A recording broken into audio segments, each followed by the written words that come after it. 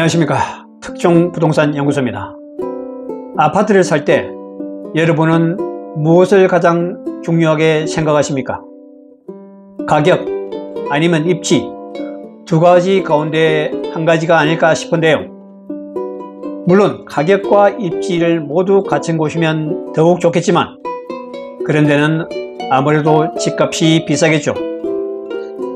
주택담보대출 한도를 6억 원으로 족쇄를 채우는 정부의 초강력 대출 규제로 가격 메리트가 있는 곳이 최근 부각이 되고 있습니다.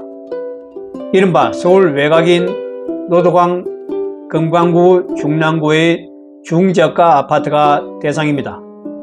대출 규제 이후 급매물이 빠르게 팔리는 등 조금씩 달아오르고 있다고 합니다.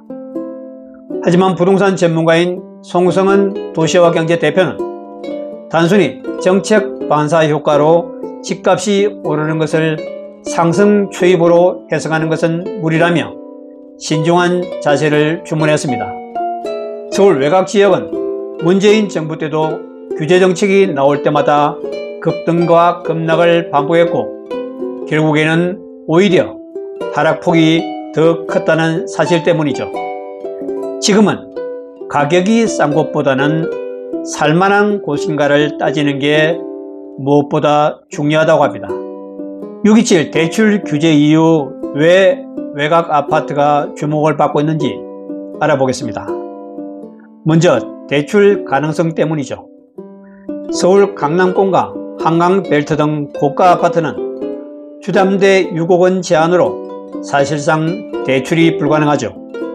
반면 노원, 도봉, 강북구와 금천, 관악, 구로구는 비교적 집값이 낮아 대출이 가능한 마지막 선택지로 실수요자와 투자자 유입이 증가되고 있습니다. 시장의 반응은 급매물이 빠르게 소진되고 있고 신고가 형성 단지가 출현하는 등 단기 반등 움직임이 포착되고 있습니다. 송성은 도시화경제 대표는 현재 외곽지역 상황을 상승 초입으로 해석하는 것은 신중해야 한다고 말합니다. 과거 급등, 급락 사례가 있기 때문이죠. 도봉구의 경우 최고 지수와 저점 지수의 낙폭 차이가 마이너스 22.42포인트나 차이가 컸습니다. 노원구는 19.57포인트, 강북구는 18.3포인트, 금천구와 관악구, 구로구도 12포인트 이상의 낙폭을 기록했습니다. 서울 전체 마이너스 11.85포인트보다 대부분 컸지요. 요지는 외곽지역은 상승기에 빨랐지만 하락기에는 더 크게 흔들렸고 지금도 회복 속도가 느리다는 겁니다. 외곽지역 중저가 아파트를 매수하기 전에 체크해야 될 사항 3가지를 알아보겠습니다. 첫 번째로 싼 게 무조건 좋다는 착신은 건물입니다. 대부분의 급등 시기 2020년에서 2021년 문재인 정부 시절이죠. 이때는 금리가 하락기였고 유동성이 확대됐습니다. 지금은 고금리 대출 규제 시대여서 이 같은 상승세를 재현하는 데는 어려움이 있습니다. 두 번째는 실거주 중심의 입지 전략이 필요합니다. 직주 근접성과 교통, 교육 인프라, 기반시설 구축 여부를 확인해야 합니다. 단순한 저평가 접근은 위험하다는 거죠.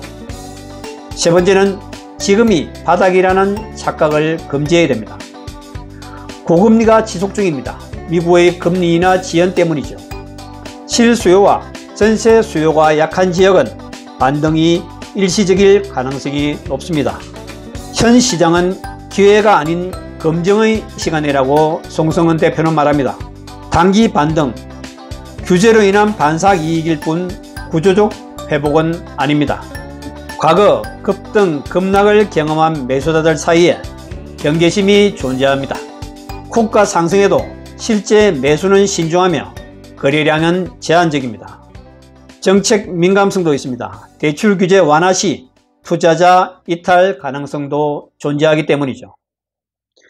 외곽 아파트 매수할 때 고려사항을 알아보겠습니다.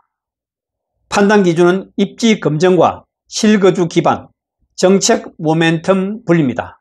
먼저 입지 검증은 장기적 개발 계획과 교통망, 생활 인프라 유무를 확인해야 합니다. 실거주 기반은 전세 수요와 자녀 교육, 출퇴근 거리 등 실거주 가치를 중시해야 합니다. 정책 모멘텀 분리는 규제 효과에 따른 단기 반응과 구조적 수요는 구분해서 판단해야 합니다.